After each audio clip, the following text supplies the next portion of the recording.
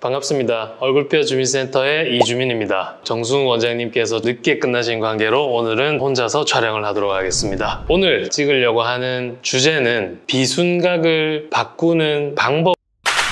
비순각이 뭔지 알아야 되는데요. 자체만 이렇게 딱 들었을 때는 무슨 말인지 잘 모르잖아요. 뜻을 이해를 하면 엄청 쉽거든요. 비가 뭐냐면 코, 이비인후과 할 때 그 비. 그 다음에 순, 입술 순자거든요. 그리고 각은 뭡니까? 각도기 할 때 각도. 그건데 더 정확하게 얘기하면 코의 아랫부분과 윗입술이 이루는 각도를 비순각이라고 하는데요. 이렇게 봤을 때 코하고 윗입술하고 이루는 이 각도, 이거를 각도기로 잰 거를 비순각이라고 하는 거예요. 쉽지? 어렵지 않지 이거는. 비순각이라는 뜻은 알게 됐어요. 여기서 서양인의 기준에 대해서는 얘기할 건 아니에요. 동양에서도 한중일 그 정도 범위 안에서 얘기를 한다면 여자 남자로 나누어서 얘기를 해볼 수가 있는데요. 여자 같은 경우에는 조금 더 각도가 큽니다. 반대로 남자들 같은 경우에 각도가 조금 더 작아요. 직각을 기준으로 직각보다 작은 거를 예각이라고 하고 직각보다 더 큰 거를 둔각이라고 하죠. 쉽게 얘기하면 여기가 이렇게 돼 있으면 예각인 거고 이렇게 돼 있으면 둔각인 거예요. 편하죠, 그죠? 쉽지? 어렵지 않지 이거는. 정상 범위라는 게 사실은 사람에 어울리는 각도가 다 있기 때문에 그래도 정상이 있어야지 거기에 맞춰서 이상적인 각도가 어느 정도 될 것이다 라고 예측을 하고 수술을 하잖아요. 그렇다면 여자는 어느 정도 되느냐? 동양인 여자는 95도에서 105도, 110도 이 정도 되면 정상이라고 보고요. 남자들 같은 경우에는 90도, 95도 이 정도면 정상이라고 봐요. 근데 요즘에는 남자 여자의 차이가 많이 그렇게 나는 편은 아니라서요. 95도 전후로 해서 조금 더 크면 여성적, 조금 더 작으면 남성적 이상적인 기준에 맞다고 보시면 되겠습니다.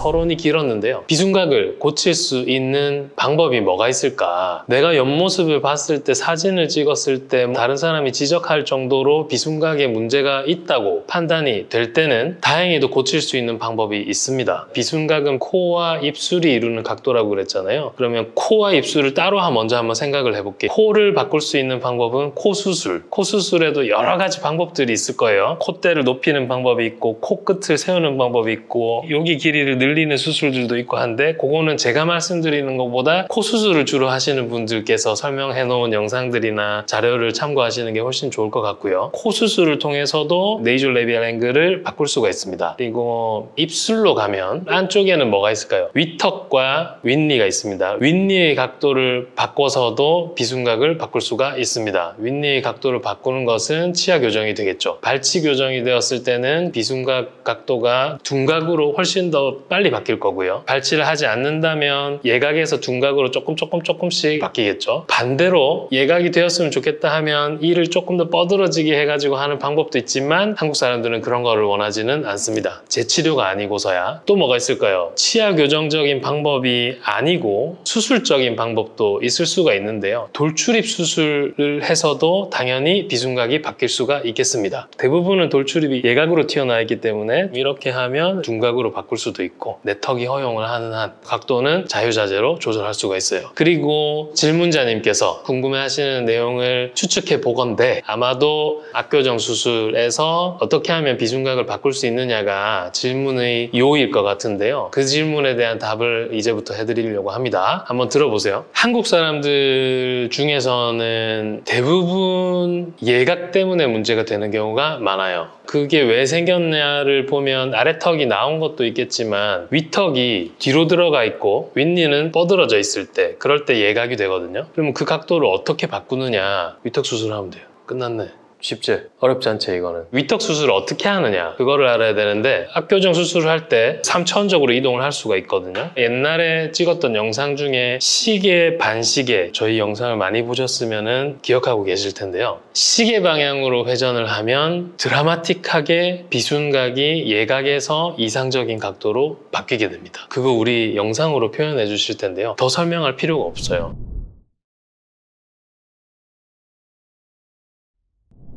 안시계 방향으로 회전을 하게 되면 돌출이 무턱에서 해당이 될 텐데 그러면 예각으로 이렇게 바뀌게 됩니다. 그리고 또 하나를 얘기하면 사실은 저는 그 각도 자체는 중요하다고 생각하지는 않거든요. 전문용어로 들어가야 되는데 서브네이잘레라고 해가지고 여기 코랑 입술 사이에 있는 이 점이 하나 있어요. 그 점이 앞뒤로 위아래로 조금 이동을 해야지 옆에서 봤을 때 좀 더 밸런스 있게 바뀌거든요. 각도도 중요하지만 위치도 중요한 거죠. 이 서브네이잘레의 위치를 바꾸려면 위턱이 앞으로 아래로 약간 위로 갈 수도 있고 뒤로 가야 될 수도 있고 이해가 될까요? 실제로 옆에서 봤을 때 보면 너무 많이 튀어나왔네 아니면 여기가 조금 너무 많이 들어갔네 이런 사람들이 있어요. 그럴 때는 앞뒤로도 이동을 많이 해줘야 되는 거죠. 그렇게 하면 위턱만 이렇게 움직이잖아요. 그러면 희한하게 코 모양도 예쁘게 바뀌고 입술 모양도 예쁘게 바뀌고 합니다. 아 이것이 어떻게 설명해야 되지? 엄청 간단한 건데 내 머릿속에는 있는데 이거 말하기가 되게 어렵다.